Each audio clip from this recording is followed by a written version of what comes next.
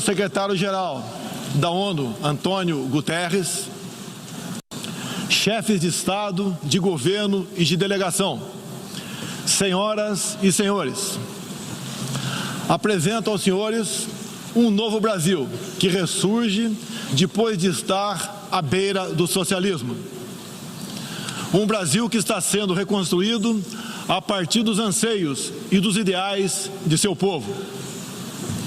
No meu governo, o Brasil vem trabalhando para reconquistar a confiança do mundo, diminuindo o desemprego, a violência e o risco para os negócios, por meio da desburocratização, da desregulamentação e, em especial, pelo exemplo.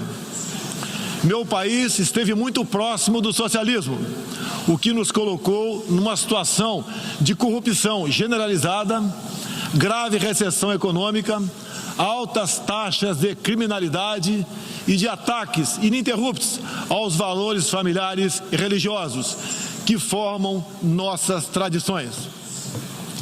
Em 2013, um acordo entre o governo petista e a ditadura cubana trouxe ao Brasil 10 mil médicos sem nenhuma comprovação profissional. Foram impedidos de trazer cônjuges e filhos. Tiveram 75% de seus salários confiscados pelo regime e foram impedidos de usufruir de direitos fundamentais como de ir e vir. Um verdadeiro trabalho escravo, acreditem. Respaldado por entidades de direitos humanos do Brasil e da ONU. Antes mesmo de eu assumir o governo, quase 90% deles deixaram o Brasil, por ação unilateral do regime cubano. Os que decidiram ficar se submeterão à qualificação médica para exercer sua profissão. Deste modo, nosso país deixou de contribuir com a ditadura cubana, não mais enviando para Havana 300 milhões de dólares todos os anos. A história nos mostra que já nos anos 60, agentes cubanos foram enviados a diversos países para colaborar com a implementação de ditaduras. Há poucas décadas, tentaram mudar o regime brasileiro e de outros países da América Latina. Foram derrotados. Civis e militares brasileiros foram mortos e outros tantos tiveram suas reputações destruídas, mas vencemos aquela guerra e resguardamos nossa liberdade. Na Venezuela, esses agentes do regime cubano, levados por Hugo Chávez, também chegaram e hoje são aproximadamente 60 mil que controlam e interferem em todas as áreas da sociedade local, principalmente na inteligência e na defesa. A Venezuela, outrora um país pujante e democrático, hoje experimenta a crueldade do socialismo. O socialismo está dando certo na Venezuela. Todos estão pobres e sem liberdade. O Brasil também sente os impactos da ditadura venezuelana.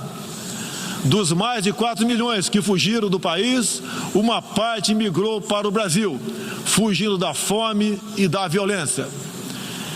Temos feito a nossa parte para ajudá-los, através da Operação Acolhida, realizada pelo Exército Brasileiro e elogiada mundialmente. Trabalhamos com outros países, entre eles os Estados Unidos, para que a democracia seja restabelecida na Venezuela, mas também nos empenhamos duramente para que outros países da América do Sul não experimentem esse nefasto regime. O Foro de São Paulo, organização criminosa, criada em 90 por Fidel Castro, Lula e Chávez, para difundir e implementar o socialismo na América Latina, ainda continua vivo e tem que ser combatido. Senhoras e senhores, em busca de prosperidade, estamos adotando políticas que nos aproximem de países outros que se desenvolveram e consolidaram suas democracias. Não pode haver liberdade política sem que haja também liberdade econômica. E vice-versa. O livre mercado, as concessões e as privatizações já se fazem presentes hoje no Brasil. A economia está reagindo ao romper vícios e amarras de quase 2 décadas de irresponsabilidade fiscal, aparelhamento do Estado e corrupção generalizada. A abertura, a gestão competente e os ganhos de produtividade são objetivos imediatos do nosso governo. Estamos abrindo a economia e nos integrando às cadeias globais de valor. Em apenas 8 meses, concluímos os 2 maiores acordos comerciais da história do país, aqueles firmados entre o Mercosul e a União Europeia, e entre o Mercosul e a Área Europeia de Livre Comércio, o EFTA. Pretendemos seguir adiante com vários outros acordos nos próximos meses. Estamos prontos também para iniciar nosso processo de adesão à Organização para a Cooperação de Desenvolvimento Econômico, OCDE. Já estamos adiantados, adotando as práticas mundiais mais elevadas em todos os terrenos, desde a regulação financeira até a proteção ambiental. Senhorita Isani Calapalo, indígena aqui presente do Brasil, agora vamos falar de Amazônia.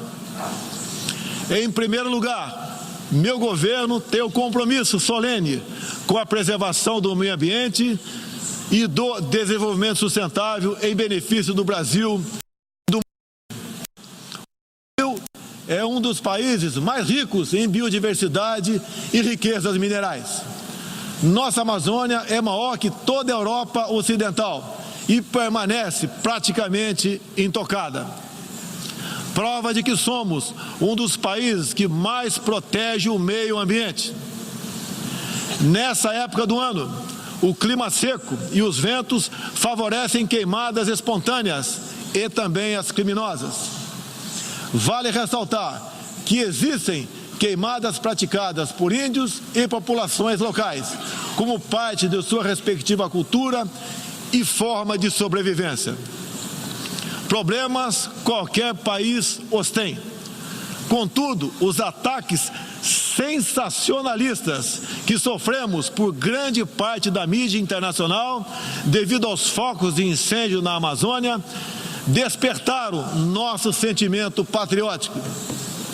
É uma falácia dizer que a Amazônia é patrimônio da humanidade e um equívoco, como atestam os cientistas, afirmar que a Amazônia, a nossa floresta, é o pulmão do mundo. Valendo-se dessas falácias, um ou outro país, em vez de ajudar, embarcou nas mentiras da mídia e se portou de forma desrespeitosa com espírito colonialista. Questionaram aquilo que nos é mais sagrado, a nossa soberania. Um deles, por ocasião do encontro do G7, ousou sugerir aplicar sanções ao Brasil sem sequer nos ouvir. Agradeço àqueles que não aceitaram levar adiante essa absurda proposta. Em especial, o presidente Donald Trump, que bem sintetizou o espírito que deve reinar entre os países da ONU: respeito à liberdade e à soberania de cada um de nós. Hoje, 14% do território brasileiro está demarcado como terra indígena, mas é preciso entender que nossos nativos são seres humanos, exatamente como qualquer um de nós. Eles querem e merecem usufruir dos mesmos direitos de que todos nós. Quero deixar claro, o Brasil não vai aumentar para 20% sua área já demarcada como terra indígena, como alguns chefes de Estado gostariam que acontecesse. Existe no Brasil 225 povos indígenas, além de referências de 70 tribos vivendo em locais isolados. Cada povo ou tribo, com seu cacique, sua cultura, suas tradições, seus costumes e, principalmente, sua forma de ver o mundo. A visão de um líder indígena não representa a de todos os índios brasileiros. Muitas vezes, alguns desses líderes, como o cacique Raoni, são usados como peça de manobra por governos estrangeiros na sua guerra informacional para avançar seus interesses na Amazônia. Infelizmente, algumas pessoas de dentro e de fora do Brasil, apoiadas por ONGs, teimam em tratar e manter nossos índios como verdadeiros homens das cavernas. O Brasil agora tem um presidente que se preocupa com aqueles que lá estavam antes da chegada dos portugueses em 1500. O índio não quer ser latifundiário, pobre em cima de terra rica, especialmente das terras mais ricas do mundo. É o caso das reservas Yanomami e Raposa Serra do Sol. Nessas reservas existe grande abundância de ouro, diamante, urânio, nióbio e terras raras, entre outros. E esses territórios são enormes. A reserva Yanomami sozinha conta com aproximadamente 95 mil quilômetros quadrados, o equivalente ao tamanho de Portugal ou da Hungria, embora apenas 15 mil índios vivam nessa área.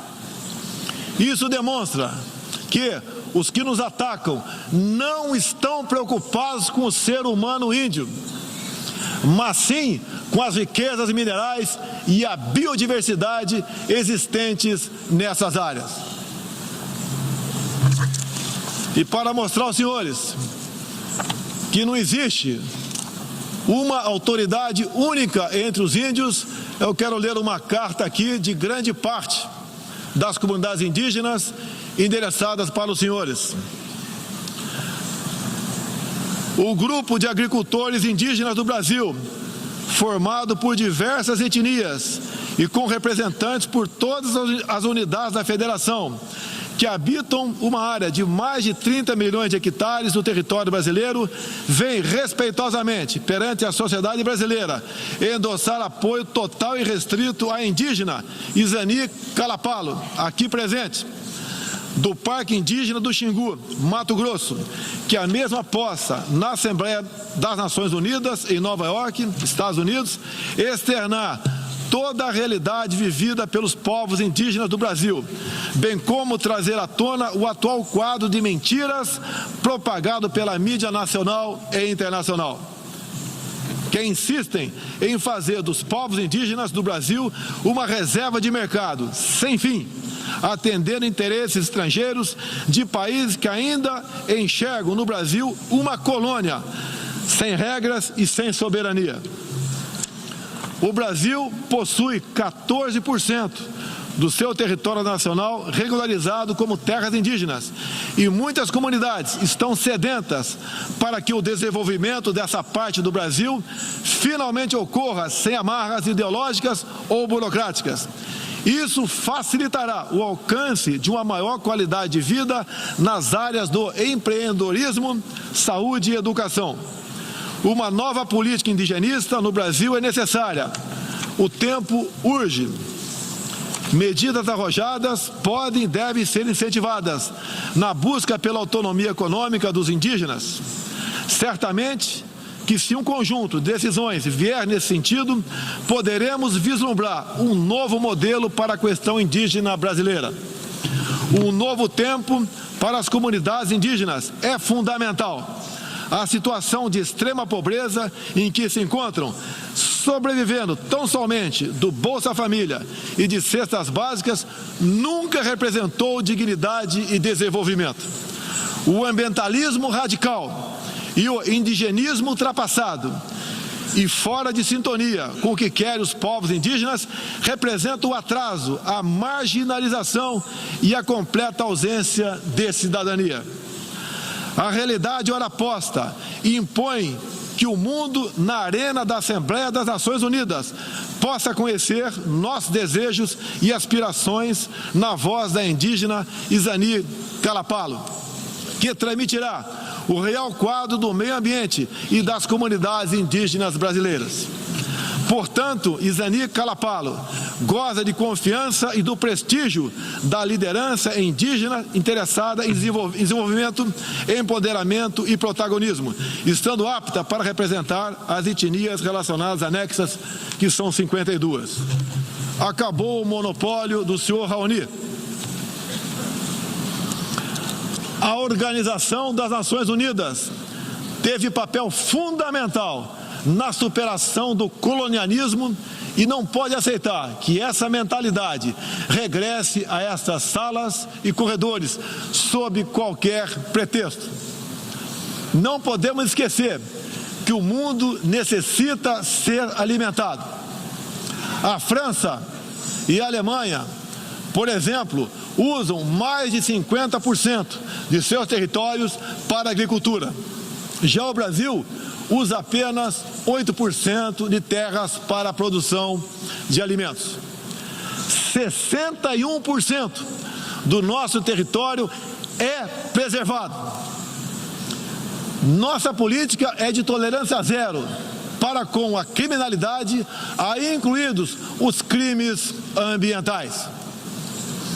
Quero reafirmar minha posição de que qualquer iniciativa de ajuda ou apoio à preservação da floresta amazônica ou de outros biomas deve ser tratado em pleno respeito à soberania brasileira.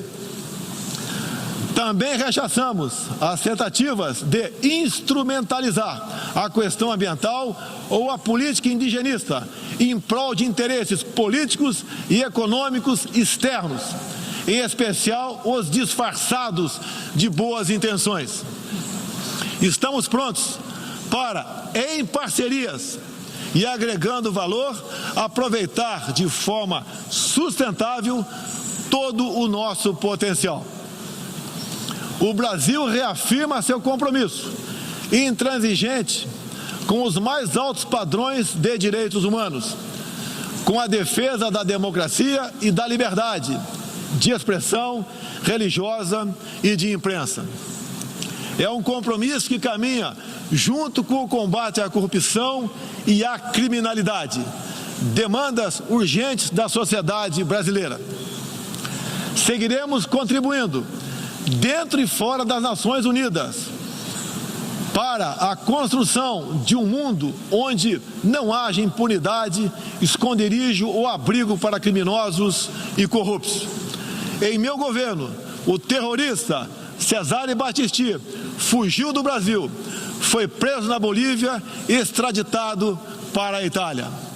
Outros 3 terroristas paraguaios e um chileno que viviam no Brasil como refugiados políticos também foram devolvidos aos seus respectivos países. Terroristas, sob disfarce de perseguidos políticos, não mais encontrarão refúgio no Brasil. Há pouco, presidentes socialistas que me antecederam desviaram centenas de bilhões de dólares, comprando parte da mídia e parte do parlamento. Tudo por um projeto de poder absoluto. Foram julgados e punidos graças ao patriotismo, perseverança e coragem de um juiz que é símbolo no meu país, o doutor Sérgio Moro, nosso atual ministro da Justiça e Segurança Pública. Esses presidentes também transferiram boa parte desses recursos para outros países, com a finalidade de promover e implementar projetos semelhantes em toda a região. Essa fonte de recursos secou. Esses mesmos governantes vinham aqui todos os anos e faziam descompromissados discursos com temas que nunca atenderam aos reais interesses do Brasil, nem contribuíram para a estabilidade mundial. Mesmo assim, eram aplaudidos. Em meu país, tínhamos que fazer algo a respeito dos quase 70 mil homicídios e dos incontáveis crimes violentos que anualmente massacravam a população brasileira. A vida é o mais básico dos direitos humanos. Nossos policiais militares eram o alvo preferencial do crime. Só em 2017, cerca de 400 policiais militares foram cruelmente assassinados. Isso está mudando. Medidas foram tomadas e conseguimos reduzir em mais de 20% o número de homicídios nos 6 primeiros meses do meu governo. As apreensões de cocaína e outras drogas atingiram níveis recorde. Hoje o Brasil está mais seguro e ainda mais hospitaleiro. Acabamos de estender a isenção de vistos para países como Estados Unidos, Japão, Austrália e Canadá. E estamos estudando adotar medidas similares para a China e Índia, entre outros.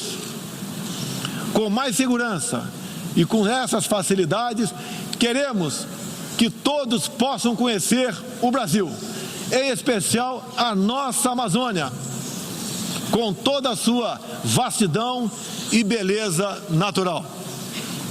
Ela não está sendo devastada e nem consumida pelo fogo, como diz mentirosamente a mídia. Cada um de vocês pode comprovar o que estou falando agora. Não deixe de conhecer o Brasil. Ele é muito diferente daquele estampado em muitos jornais e televisões. A perseguição religiosa é um flagelo que devemos combater de forma incansável. Nos últimos anos, testemunhamos em diferentes regiões ataques covardes que vitimaram fiéis congregados em igrejas, sinagogas e mesquitas. O Brasil condena energicamente todos esses atos e está pronto a colaborar com outros países para a proteção daqueles que se veem oprimidos por causa de sua fé.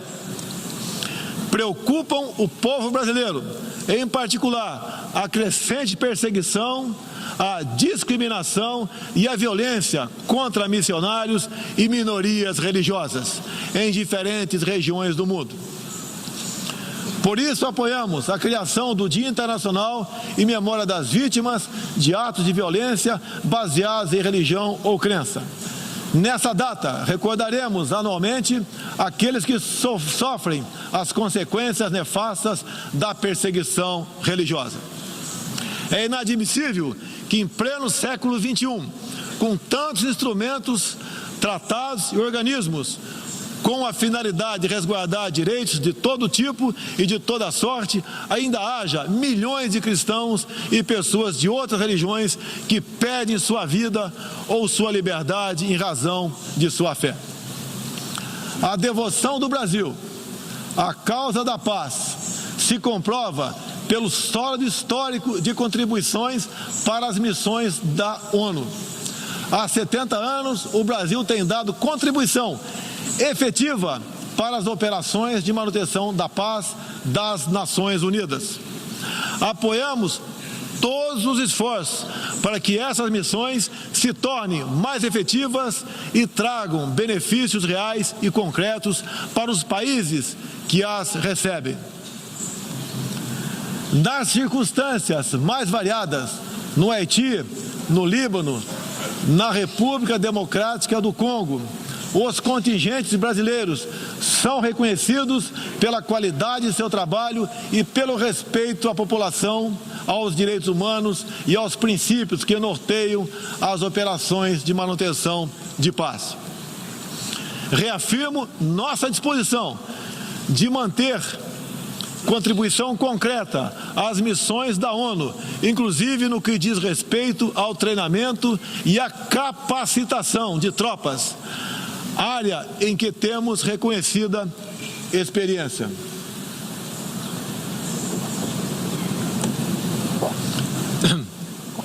Ao longo deste ano, estabelecemos uma ampla agenda internacional com o intuito de resgatar o papel do Brasil no cenário mundial e retornar de retomar as relações com importantes parceiros. Em janeiro, estivemos em Davos, onde apresentamos nosso ambicioso programa de reformas para investidores de todo o mundo. Em março, visitamos Washington, onde lançamos uma parceria abrangente e ousada com o governo dos Estados Unidos em todas as áreas, com destaque para a coordenação política e para a cooperação econômica e militar. Ainda em março, estivemos no Chile, onde foi lançado o ProSul, importante iniciativa para garantir que a América do Sul se consolide como um espaço de democracia e de liberdade. Na sequência, visitamos Israel, onde identificamos inúmeras oportunidades de cooperação, em especial na área de tecnologia e segurança. Agradeço a Israel o apoio no combate aos recentes desastres ocorridos em meu país. Visitamos também um de nossos grandes parceiros no Cone Sul, a Argentina, com o presidente Maurício Macri e nossos sócios do Uruguai e do Paraguai. Afastamos do Mercosul a ideologia e conquistamos importantes vitórias comerciais ao concluir negociações que já se arrastavam por décadas. Ainda este ano, visitaremos importantes parceiros asiáticos, tanto no Extremo Oriente quanto no Oriente Médio. Essas visitas reforçarão a amizade e o aprofundamento das relações com Japão, China, Arábia Saudita, Emirados Árabes e Catar. Pretendemos seguir o mesmo caminho com todo o mundo árabe e a Ásia. Também estamos ansiosos para visitar nossos parceiros e amigos na África, na Oceania e na Europa. Como os senhores podem ver, o Brasil é um país aberto ao mundo em busca de parcerias com todos os que tenham interesse de trabalhar pela prosperidade, pela paz e pela liberdade. Senhoras e senhores, o Brasil que represento é um país que está se reerguendo, revigorando parcerias e reconquistando sua confiança política e econômica. Estamos preparados para assumir as responsabilidades que nos cabem no sistema internacional. Durante as últimas décadas, nos deixamos seduzir, sem perceber, por sistemas ideológicos de pensamento que não buscavam a verdade, mas o poder absoluto. A ideologia se instalou no terreno da cultura, da educação e da mídia, dominando meios de comunicação, universidades e escolas. A ideologia invadiu nossos lares para investir contra a célula máter de qualquer sociedade saudável, a família. Tentam ainda destruir a inocência de nossas crianças, pervertendo até mesmo identidade mais básica e elementar, a biológica. O politicamente correto passou a dominar o debate público para expulsar a racionalidade e substituí-la pela manipulação, pela repetição de clichês e pelas palavras de ordem. A ideologia invadiu a própria alma humana para dela expulsar Deus e a dignidade com que Ele nos revestiu. E, com esses métodos, essa ideologia sempre deixou um rastro de morte, ignorância e miséria por onde passou. Sou prova viva disso. Fui covardemente esfaqueado por um militante de esquerda e só sobrevivi por um milagre de Deus. Mais uma vez, agradeço a Deus pela minha vida. A ONU pode ajudar a derrotar o ambiente materialista e ideológico que compromete alguns princípios básicos da dignidade humana. Essa organização foi criada para promover a paz entre nações soberanas e o progresso social com liberdade, conforme o preâmbulo de sua carta. Nas questões do clima, da democracia, dos direitos humanos, da igualdade de direitos e deveres entre homens e mulheres, e em tantas outras, tudo o que precisamos é isso: contemplar a verdade seguindo João 8,32. E conhecereis a verdade, e a verdade vos libertará. Todos os nossos instrumentos, nacionais e internacionais, devem estar direcionados, em última instância, para esse objetivo. Não estamos aqui para apagar nacionalidades e soberanias, em nome de um interesse global abstrato. Esta não é a organização do interesse global, é a Organização das Nações Unidas. Assim deve permanecer, com humildade e confiante no poder libertador da verdade. Estejam certos de que poderão contar com este novo Brasil que aqui apresento aos senhores e senhoras. Agradeço a todos pela graça e pela glória de Deus. Meu muito obrigado.